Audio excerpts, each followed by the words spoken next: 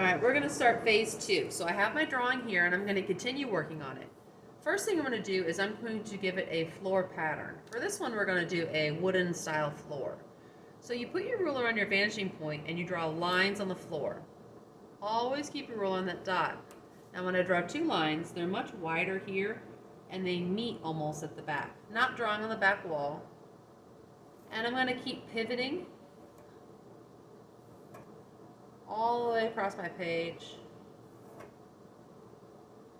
When I get to this door arch that I made, I'm going to go behind the arch, stop, and come out on the other side. Now the neat part about this is you want to continue this floor pattern into this room. So I'm going to put my ruler on my dot and I'm going to pivot inside of this room, always going towards the one vanishing point.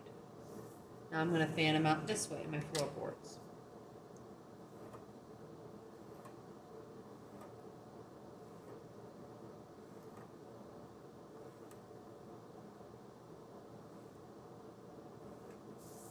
Alright, now that I have my floorboard started, I'm going to give it little breaks to make it look like it's a wooden texture.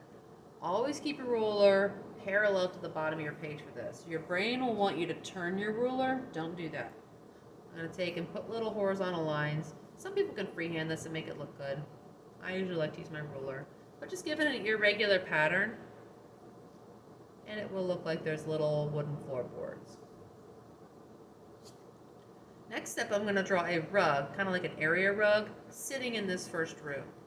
So, using my ruler, keeping it parallel to the bottom of my page, I'm going to draw a very thin rectangle. Make it flat.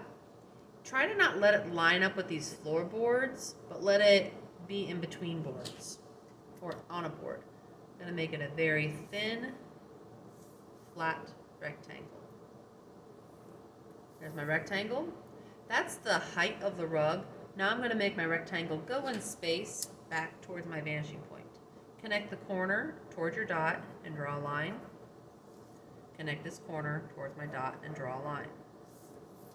Close it in the back and erase the floorboards inside of here.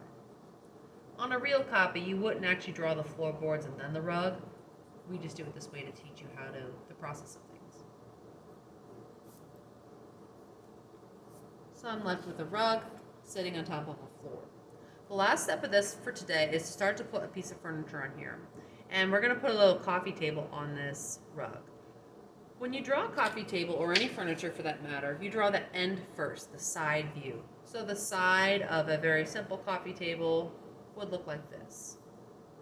So on this rug, I'm going to draw a coffee table.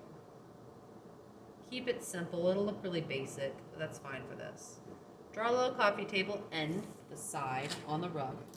Connect the corners of the coffee table toward your vanishing point, just like you did for the rug. Make it go back in space. Try to not let it line up with the back edge of the rug. Let it stop before or after, and then close it in the back. And you are left with a coffee table sitting on a rug in a room with other rooms beside it. That's the end of phase 2.